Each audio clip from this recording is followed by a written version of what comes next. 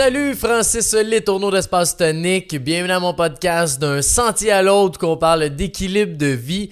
Aujourd'hui, j'ai un épisode un peu spécial parce que je viens de terminer le programme Élite de Drôlement Inspirant, alias Charles Côté. Donc, programme était super cool sur 3 mois. Je me suis investi à 100% là-dedans. Puis pourquoi que je fais un podcast là-dessus, c'est parce que j'ai été avec des chummies il y a à peu près 2 semaines, puis je parlais justement du programme. Puis un de mes chums, il me dit, tu sais, je comprends pas pourquoi tu t'investis de l'argent là-dedans, puis du temps, quand déjà, tu sais, t'es heureux, ça va bien, tu sais, tu lis beaucoup là-dessus, t'écoutes plein de podcasts. Il dit, pourquoi, tu sais, tu t'en vas payer X pour faire ça, puis pendant 3 mois, tu sais, t'es là-dedans, puis... Fait que, sur le coup, tu sais, je me disais, ben, tu sais, moi, j'aime ça apprendre, j'aime ça m'améliorer, puis c'est un peu pour ça que je l'ai fait. Je savais pas du tout à quoi m'attendre, puis ça, c'est toujours mieux, parce que c'est sûr que t'as pas de déception non plus, mais c'était un programme que j'ai vu, que je m'intéressais. Je suis Charles aussi avec son podcast, puis une couple d'autres choses qu'il fait, que je le suis. Je trouvais ça bien intéressant, ce qu'il dit, ce qu'il fait. C'est un gars assez cru, qui est direct aussi, fait que faut t'aimer ce genre de personnage-là, mais moi j'aime ça. Fait que je trouvais ça intéressant, puis après ça, j'ai dit crime, si je disais pourquoi que je fais ça à mon chum, ben ça l'aiderait à comprendre lui, mais moi aussi, j'ai dit, tu sais, j'avais déjà fait ce wrap-up-là. Puis j'ai dit que dans le fond, je vais partager pourquoi que je fais ça, même si j'ai l'air heureux, même si j'ai l'air d'être bien, même si peu importe quoi, ben quand tu fais du développement personnel, c'est tout le temps bon. Tu fais juste apprendre d'autres choses, tu t'assimiles d'autres choses, puis selon moi, c'est mon degré de bonheur grandit tout le temps un petit peu dans tous ces exercices-là que je fais. Fait que j'ai dit, je veux le partager aussi sur le podcast parce que tu sois nouveau dans le développement personnel, ça fasse, tu sais, moi, ça fait 15 ans que j'en fais, ça fait peut-être 30 ans que t'en fais, toi. Peu importe, la base est toujours bonne à se rappeler, à refaire. Puis après ça, on apprend tout le temps d'autres choses que on n'avait pas pensé à ci, on n'avait pas pensé à ça, on le voit d'une autre façon. Puis ça nous aide à s'améliorer. Fait que j'ai écrit concrètement sur ma belle petite feuille tout ce que, pas tout là, mais tu sais, les gros changements que j'ai pu mettre en place dans ma vie. Ils sont pas en ordre là c'est ça, du meilleur au moins bon, ils sont tous mêlés, mais voici ma petite liste. Fait que la première chose, qui est une chose super simple quand même, c'est d'accumuler des petites victoires puis de les écrire. Parce que moi, je me disais dans ma tête avant de me coucher, vous allez voir dans les débuts d'épisode, j'en ai parlé de ça au début du podcast, mais je me couchais puis je me rappelais un peu ma journée. Ok, ça c'est cool, ça je suis fier, yes sir, bravo. Mais je les écrivais pas. Puis ça fait une grande différence de les écrire parce que ça te rentre tellement plus dans le cerveau. Puis on dirait que c'est un petit boost de dopamine puis de confiance que tu te donnes quand tu les écris. Fait que à cette heure, le soir, je les écris. Puis bien important que je faisais semi avant, là, mais là, j'ai écrit même c'est la petite fierté ou victoire que tu as jusqu'à la grande dans ta journée.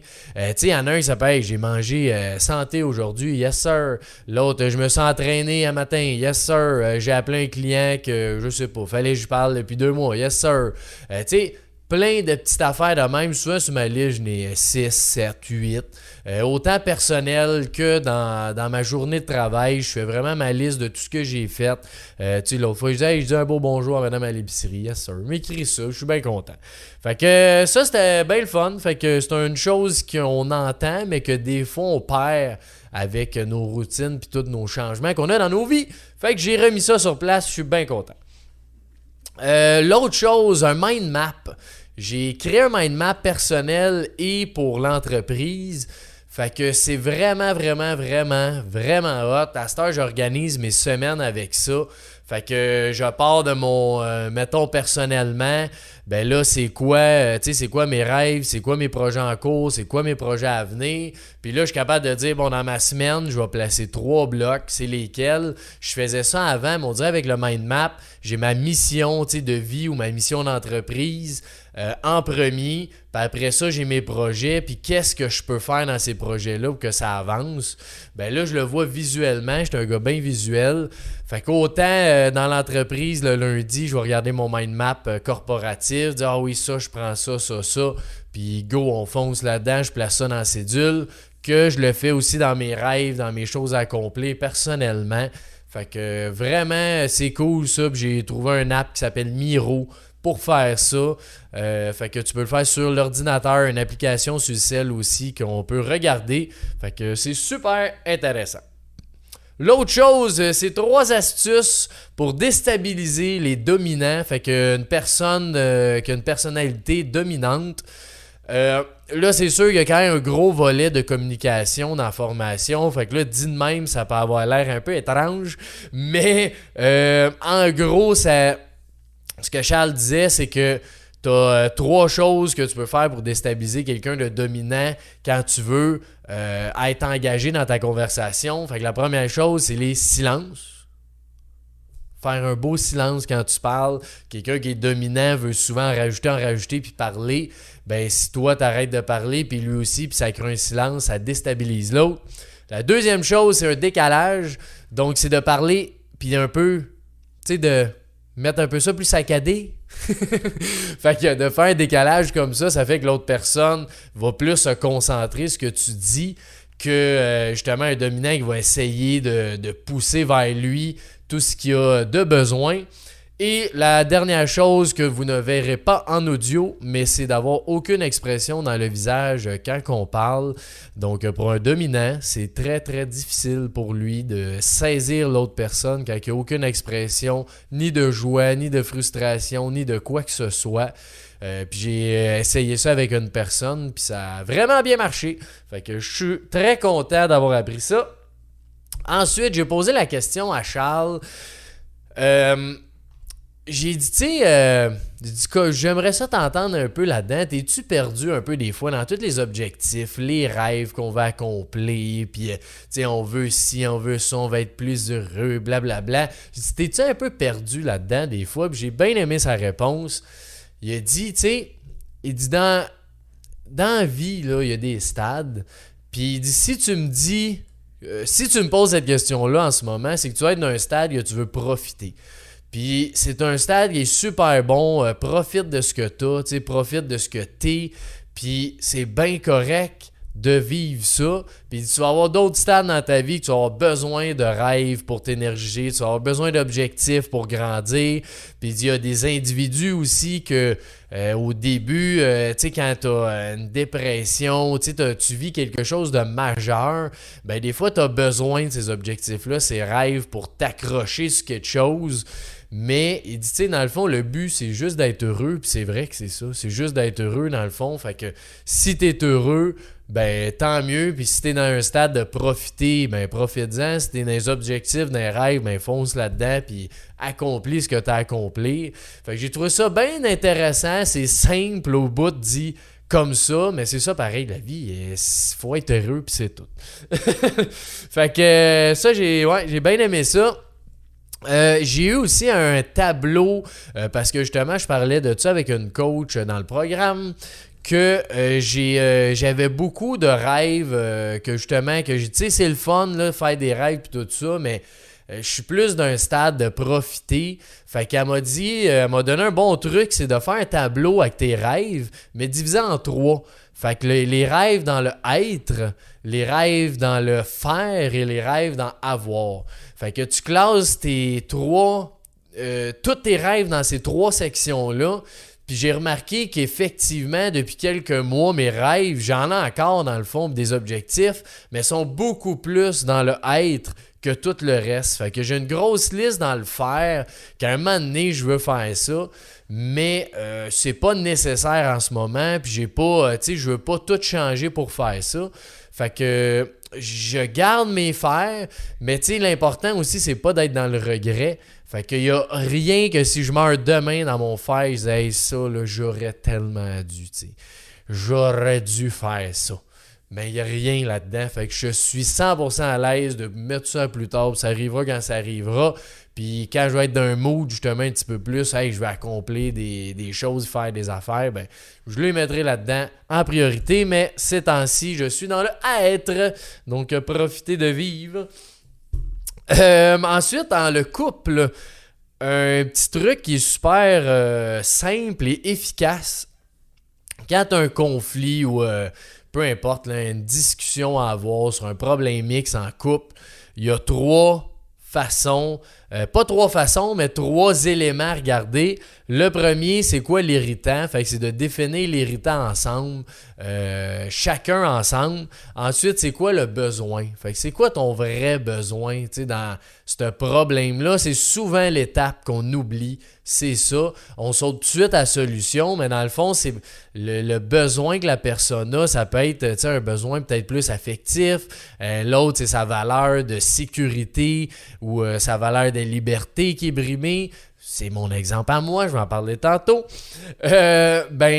C'est de trouver vraiment c'est quoi ton besoin. Puis après ça, c'est de trouver la solution. Parce que souvent, on a un irritant, on dit bon, c'est quoi, comment qu'on arrange ça, là? Ben, on va faire ça, ça va aller mieux. Fait que là, tu règles ça pour 2 jours, mais le problème va revenir parce que c'est pas. Le besoin n'est pas répondu pour une et l'autre personne. Puis évidemment, il faut que les besoins de tous soient répondus dans le conflit. Fait que ça, c'est simple, efficace, irritant, besoin, solution. Ensuite, un beau vidéo que Charles avait fait aussi, se respecter soi-même. Je sais pas si c'était une vidéo, il a dit peu importe, là. C'est de se respecter soi-même. Parce que, tu sais, dans l'entreprise, d'ailleurs, on a cette valeur-là qui est le respect. Mais des fois, on l'oublie aussi, le respect de soi. Tu sais, si quelqu'un te dit quelque chose, que t'es pas d'accord, ou que ça te blesse, ou je sais pas quoi, ben si tu sens que ça a manqué de respect envers toi, ben dis-le, puis affirme-toi, parce que moi, j'ai souvent pas ce défaut-là, mais cette façon-là de dire, bof, gars, lui, il pense ça, puis c'est pas grave, tu sais, ça m'atteint pas vraiment, mais il y a quand même un bout de moi qui s'est fait atteindre pareil, tu sais, si quelqu'un m'a manqué de respect. Fait que là, c'est juste de le dire, mais tu sais, poliment, évidemment, mais de le dire. Fait que se respecter, c'est très important et ne pas laisser personne te manquer de respect. Prendre une petite gorgée d'eau, les amis. Yes! Ensuite, les valeurs. Donc, c'est un peu ça que j'ai parlé tantôt dans le couple. On a fait un exercice sur les valeurs, puis c'est un exercice que j'ai fait quand même régulièrement dans ma vie. Puis là, on a pris quasiment une bonne heure et demie à faire cet exercice-là qui était vraiment cool. Tu sais, au début, j'étais pas trop sûr. Là, je dis bon, je le fais quand même souvent, là, je vais le refaire. Mais j'ai quand même pogné quelque chose dans cet exercice-là. J'ai remarqué qu'une de dans mes 3 principales valeurs, en haut, là, top, j'ai la valeur de liberté. Puis ma conjointe a la valeur de sécurité dans ses top. Fait que il y a clairement un lien ici de conflit que moi je veux de la liberté, puis l'autre personne veut de la sécurité. Ça fait que il y a beaucoup de choses que j'ai remarqué qu'on a un conflit là-dessus. Fait que j'ai pas la réponse exacte, la réponse infuse, mais de voir ça, d'en être conscient, ça règle 50% du problème. Juste d'avoir conscience de ça. Puis, tu sais, aujourd'hui, des fois, on s'en parle, puis on regarde, OK, c'est-tu? Ouais, OK, moi, c'est parce que je veux de la liberté, toi, de la sécurité. C'est quoi qu'on peut faire pour que les deux, on soit contents là-dedans? T'sais, on est capable de s'en parler bien plus facilement quand tu es conscient de ça qu'avant. Quand tu le sais pas, ben là, t'as un conflit, puis bon, tu sais pas trop pourquoi, fait que t'essaies de le régler, mais comme je disais, c'est qu'à un moment donné, tu le règles à très court terme, mais il va revenir, tu sais, tantôt le problème. Fait que ça, j'ai trouvé ça bien intéressant comme exercice. Aussi, Charles, il dit souvent ça, qu'il y a 2 côtés de la médaille. Puis c'est tellement vrai là, que tout dans la vie a les deux côtés de la médaille. Fait que tu sais, il disait, tu sais, par exemple, moi j'ai une entreprise que j'aime, que je suis passionné. Mais l'autre côté, c'est que j'y pense tout le temps. La fin de semaine, je pense à ça. Des fois, le soir, il faut que je travaille là-dessus. La fin de semaine aussi. Fait que c'est super le fun, mais je pense tout le temps à ça. Tandis qu'une job que t'aimes pas vraiment, ben t'aimes pas ta job, mais tu vas pas penser à ça la fin de semaine, pis parce que t'as pas cette passion-là. Fait que c'est pas bon d'un sens, mais d'un autre sens, c'est bon aussi, tu sais. Fait que si tu remarques dans la vie, il y a toujours les deux côtés de la médaille. Peu importe, là, j'ai un pick-up. Ben oui, j'ai un pick-up, c'est le fun, c'est pratique, mais ça coûte cher d'essence, puis c'est pas trop bon pour l'environnement. Tandis que l'autre qui a un mini-char électrique, ben c'est économe, ça prend pas de place, c'est bon pour l'environnement, mais d'un autre côté, s'il y a des frigidaires, il y a du plywood à aller chercher, n'importe quoi, ben il peut pas. Fait que tu sais, c'était deux côtés de la médaille là, il est vraiment intéressant parce que même nos qualités, nos défauts ont le même chose, les deux côtés de la médaille.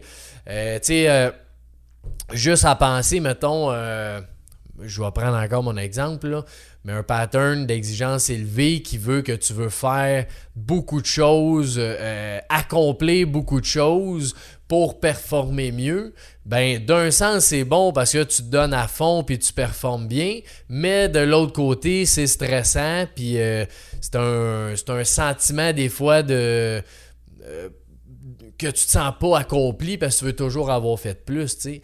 Tandis que quelqu'un qui est plus, mettons, on va mettre l'autre côté, qui est lâche, ben lui, le côté de la médaille, c'est que lâche, ben, tu vas pas accomplir beaucoup de choses, tu sais, tu vas peut-être manquer de confiance, mais d'un autre côté, c'est pas très stressant quand t'es lâche. Fait que, en tout cas, super le fun, pense à ça. Ensuite, ben c'est sûr, on a fait plein de belles relations dans ce programme-là, de gens qui sont un peu dans les mêmes valeurs puis dans les mêmes chemins que moi, fait que un peu dans le développement personnel, en croissance, le ressourcement. Bref, j'ai vu des belles personnes qu'on a échangé ensemble puis qu'on va continuer d'échanger aussi. Ça, je suis bien content de ça. Ensuite, un autre grosse partie, je dirais, qui est de prendre le temps. Fait que moi, je n'ai parlé d'un podcast que quand j'avais commencé, justement, c'était par le programme Élite, de dire j'ai un horaire flexible, j'ai le temps de faire ce que je veux. Parce que je suis souvent quelqu'un qui dit hey, j'ai 1000 idées, j'ai 1000 projets, ben j'ai pas le temps de faire ci, j'ai pas le temps de faire ça. Ben là, depuis peut-être 1 mois et demi, je dis que j'ai le temps, puis j'ai un horaire flexible, puis je peux faire ce que je veux, qui me tente, puis qui me fulfill, là, que je me sens fulfill. J'ai pas le mot en français. Mais que je me sens accompli, exact. Accompli, épanoui. Fait que ça, j'ai pris depuis 2 semaines que je prends 1 heure par jour pour m'entraîner, m'étirer, méditer, que je fais, qui me fait tellement du bien, puis que avant, ben soit que je m'entraînais, soit je m'étirais, soit je méditais, j'étais pas trop constant là-dedans depuis que j'ai un enfant, que j'ai bien de la misère à retrouver cette constance-là, puis je l'avais quand j'étais au bureau à Varennes, Espace Tonique, mais là, vu que je suis vraiment rendu à Espace Tonique en pleine forêt tout le temps, j'ai perdu cette constance-là, fait que je suis vraiment content d'avoir trouvé ça, puis là, ça fait juste 2 semaines, mais tu sais, je sais que ça marche, puis ça fonctionne, fait que je vais continuer de le faire, ça me fait du bien. Fait que ça, je suis vraiment content. Juste pour ça, le programme au complet valait la peine. C'est ça, pour vivre une vie de rêve. Ensuite, la relation avec mon père a upgradé. On s'entend super bien, tu sais, depuis toujours.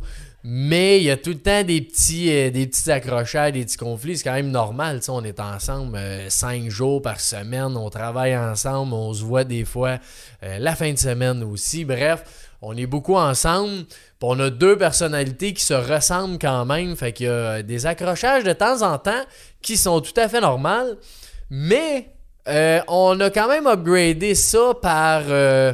un aspect que des fois j'ai de la difficulté à me faire critiquer. Puis mon père, qui est aussi mon patron, ben c'est sûr qu'il me critique des fois. Fait que avec le programme, j'ai travaillé beaucoup là-dessus. Au début, c'était vraiment pas quelque chose que je pensais que j'allais travailler dans le programme.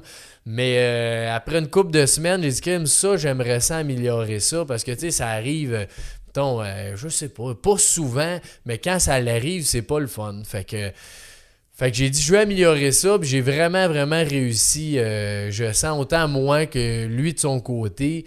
On a réussi à faire de quoi qui est super le fun, que j'accepte beaucoup plus la critique. C'est sûr, c'est quelque chose qui est à travailler, mais ça aussi, juste pour ça, le programme au complet valait vraiment la peine. Je suis très content du cheminement que j'ai eu là-dedans. Puis comme dernière chose, c'est l'impuissance, parce que des fois j'agis en sauveur avec ceux que je côtoie, ceux que j'aime, ceux que je connais. Je veux agir en sauveur et être sauveur n'est pas toujours bon parce que ça crée justement un sentiment d'impuissance. Puis je n'avais jamais compris ce sentiment-là. J'avais jamais été conscient de ça. Fait qu'aujourd'hui, d'en avoir conscience que quand j'essaie de sauver quelqu'un qui veut pas se sauver, ben c'est de voir et de ressentir que je ressens de l'impuissance face à ça. Fait qu'encore, comme j'ai dit tantôt, quand tu es conscient de ces affaires-là, ben il y a 50% du problème qui est réglé. Fait que c'est après ça, oui, il y a encore du travail à faire, mais je ne savais même pas que je vivais de l'impuissance. Aujourd'hui, je le sais. Fait que quand je veux être un sauveur par rapport à quelqu'un que je veux aider puis qui veut pas s'aider, ou je dis, hey, il me semble que s'il ferait ça, il serait tellement mieux, puis la personne ne veut pas, ben c'est juste de l'impuissance que je vis. Donc, d'accepter de vivre ça, puis d'essayer de l'enlever après ça. Pas de l'enlever, mais tu sais, de le comprendre puis d'être capable de passer par-dessus ça.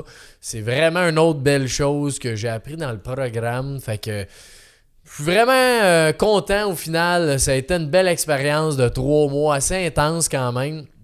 Mais que je me suis investi à fond aussi là-dedans. J'ai fait tous les exercices, les coachings, les zooms, peu importe. Fait que je veux pas parler en soi du programme là, parce que tout le monde le vit un peu différemment.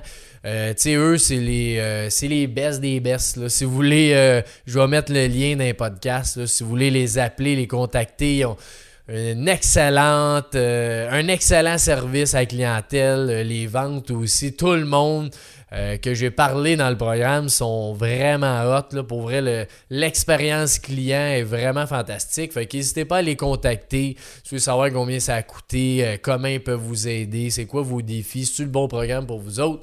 Appelez-les, c'est les meilleurs pour ça.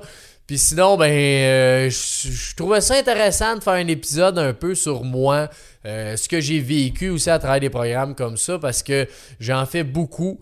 Là, c'est sûr, je vais avoir un enfant d'ici un mois et demi, fait que là, je vais slacker les programmes pour un petit peu, mais c'est sûr qu'à partir de l'été, je vais sûrement retomber dans un autre programme. Fait que si tu as trouvé ça intéressant, l'épisode, j'aimerais bien ça le savoir.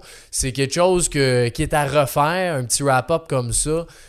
Ça va me faire plaisir, je peux avoir un peu des commentaires. Puis si t'as pas aimé ça, ben je veux savoir aussi. Je pense que c'est important que je le sache dans la communauté. Puis j'apprends la critique maintenant et je prends la critique. Fait que critique-moi. Voilà, je vous souhaite une belle journée. Je te souhaite tout ce que tu désires dans ta vie, du bonheur puis d'être heureux. Si tu as des questions, ça va me faire plaisir d'y répondre. Fait que bye bye, bonne journée.